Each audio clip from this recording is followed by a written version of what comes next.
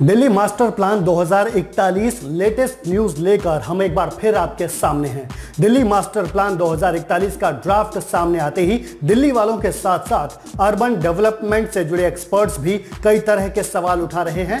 जहां दिल्ली के लोग अपने अपने इलाकों को लेकर टेंशन में हैं, वहीं एक्सपर्ट्स का मानना है कि दिल्ली मास्टर प्लान 2041 का अंजाम भी वही होने की आशंका है जो अब तक की पिछली योजनाओं का हुआ। कई मीडिया रिपोर्ट्स में सामने आए ओपिनियंस के मुताबिक दिल्ली मास्टर प्लान 2041 का आइडिया भी उसी तरह फेल हो सकता है जैसे दिल्ली के पिछले मास्टर प्लान हुए थे। एक्सपर्ट्स के मुताबिक मास्टर प्लान 2041 के ड्राफ्ट में जो भी प्लानिंग की गई है उससे दिल्ली का हाल सुधारा नहीं जा सकता।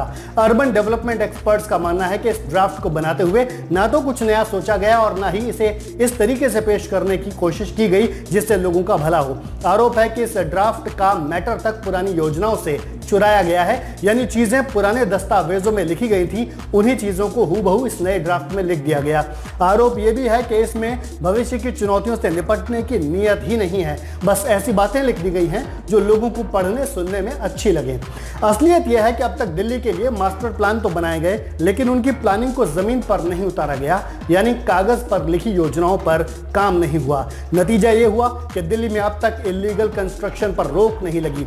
अवैध निर्माण किसी भी सरकार के लिए हमेशा सबसे बड़ी समस्या बना रहता है। एक रिपोर्ट के मुताबिक दिल्ली में कुल रेसिडेंशियल इमारतों में से लगभग 40 लाख इमारतें यानी लगभग 95% यूनिट्स इलीगल हैं। इन्हें तोड़ना और फिर नए सिरे से कानून के मुताबिक कंस्ट्रक्शन करवाना किसी सिस्टम के बस की बात नहीं लगती। इसकी वजह यह है कि दिल्ली की आबादी का सबसे बड़ा हिस्सा इन्हीं अवैध कॉलोनी में रहता है। दिल्ली की बुरी हालत की वजह यह भी है कि यह मास्टर प्लान जो भी बनता है उसे अमल में लाने में काफी देर हो जाती है। जब तक मास्टर प्लान लागू होता है तब तक आबादी बढ़ जाती है और संसाधन फिर से कम पड़ने लगते हैं। ध्यान देने वाली बात यह है कि दिल्ली में लैंड पूलिंग जैसी योजनाओं को कोई खास सक्सेस नहीं मिली। सरकारें अनऑथराइज्ड कॉलोनीज को ऑथराइज कर देती हैं और अनऑथराइज्ड कॉलोनीज बनती रही हैं।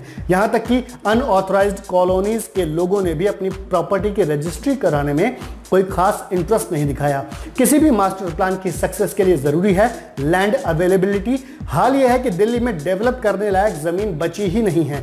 जब जमीन ही नहीं है तो मास्टर प्लान के तहत चौड़ी सड़कें, स्कूल, अस्पताल, वाटर, सीवेज और बाकी सुविधाओं का इंतजाम करना संभव ही नहीं है। यानी कुल मिलाकर दिल्ली की हालत ऐसी हो गई है कि इसे सुधारना आसान काम नहीं है।